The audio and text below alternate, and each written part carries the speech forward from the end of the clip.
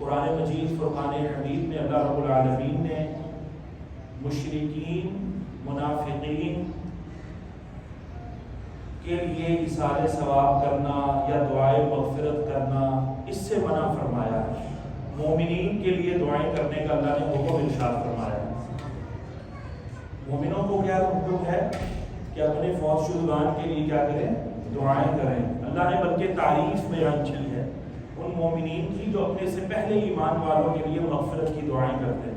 والذین جاءوا من بعدهم یقولون ربنا اغفر لنا وَلِإِخْوَانِنَا الَّذِينَ سَبَقُونَا بِالْإِيمَانِ۔ اللہ فرماتا ہے کہ جو بعد میں آئے وہ اس طرح سے دعا کرتے ہیں کہ ربنا اغفر لنا، اے اللہ بخشش فرما دے ہماری اور ہم سے پہلے جو ایمان میں سبقت کر گئے، پہلے ایمان والے مومن فوت ہو گئے، ان کی بھی بخشش و مغفرت فرما دے۔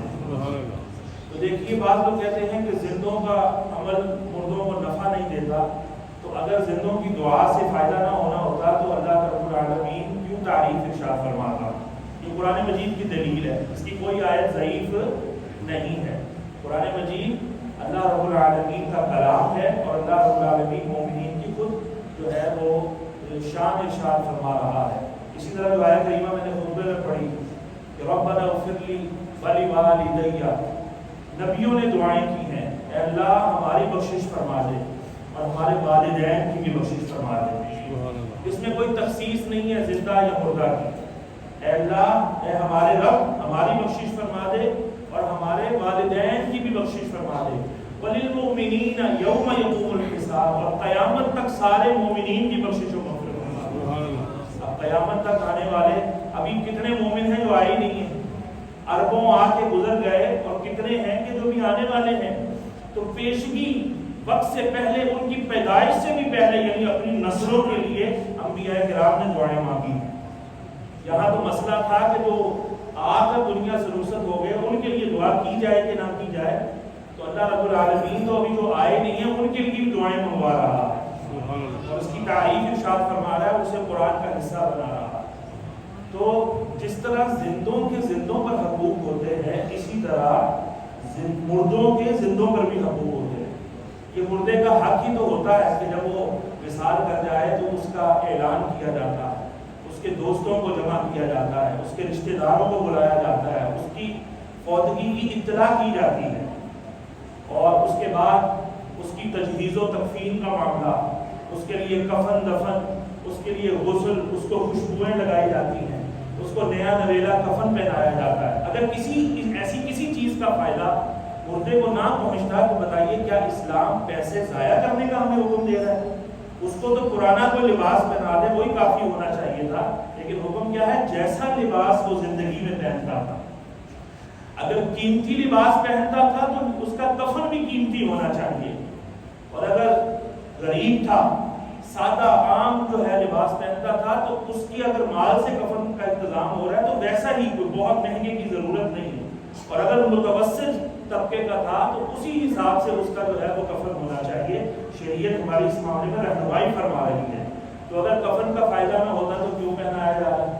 پھر وہ فوت ہو گیا، زندے وضو کرتے ہیں، زندے غسل کرتے ہیں، اگر مردے کو غسل دینا فائدہ نہ ہوتا اس کا کوئی، تو پھر بتائیے نبی پاک صلی اللہ علیہ وسلم ہمیں حکم کیوں ارشاد فرماتے ہیں کہ مردوں کو غسل بھی دو، پھر ان کو خوشبوئیں لگاؤ، جہاں جہاں وہ سجدہ کرتے رہے تھے نا اعضاء پر، اس کی پیشانی پر، اس کے گھٹنوں پر، اس کے ہاتھوں پر، اس کے پاؤں پر، جو سجدے میں جو ہڈیاں زمین پر لگتی رہیں اور بارگاہ احدیت کے اندر جو جبین نیاز کو جھکاتی رہیں، ان تمام مقامات پر خوشبوئیں کافور لگانے کا حکم ہے۔ تو اس کا فائدہ ہے تو شریعت نے ہمیں حکم دیا ہے۔ شریعت ہمیں کسی فضول کام کا حکم نہیں دیتی، بلکہ آقا کریم صلی اللہ علیہ وسلم نے تو حسن اسلام یہ ارشاد فرمایا ہے کہ مسلمان کے اسلام کی خوبی یہ ہے کہ ہر بے مقصد لا یعنی کام کو چھوڑ دے۔ اسلام تو بے مقصد کام چھڑاتا ہے ہم سے، اور یہ بے مقصد کام نہیں ہے، یہ با مقصد کام ہے۔ پھر اس کے لیے نماز جنازہ پڑھی جاتی ہے، نماز جنازہ میں، اور جنازہ بھی سامنے رکھ کر۔ اب کوئی فتویٰ لگائے کہ بندہ سامنے موجود ہے تو شرک نہیں ہے، یہ عین عبادت ہے، سامنے جنازہ نہ ہو تو نماز ہی نہیں ہوتی۔ بعض لوگ پڑھتے ہیں غائبانہ بھی، بہرحال احناف کے ہاں یہ غائبانہ نماز جنازہ جو ہے یہ جائز نہیں ہے،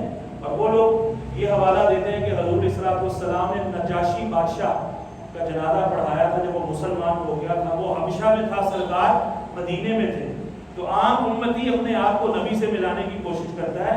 نبی پاک صلی اللہ علیہ وسلم نے تو جب جنازہ پڑھا تھا تو اللہ نے حبشہ کے درمیان اور مدینے کے درمیان سارے حجابات ہٹا دیے تھے۔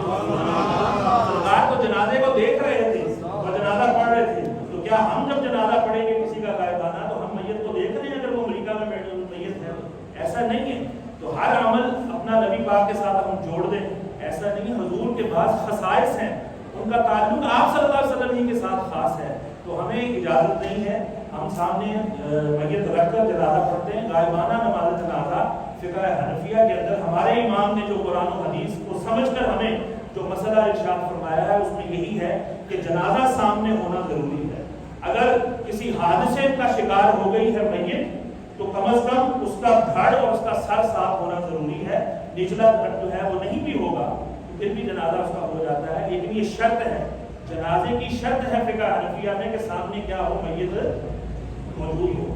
تو سامنے میت موجود ہوتی ہے تو میت کے لیے ہم قیام نہیں کرتے، کیونکہ قیام بھی عبادت ہے اور رکوع بھی عبادت ہے، سجدہ بھی عبادت ہے۔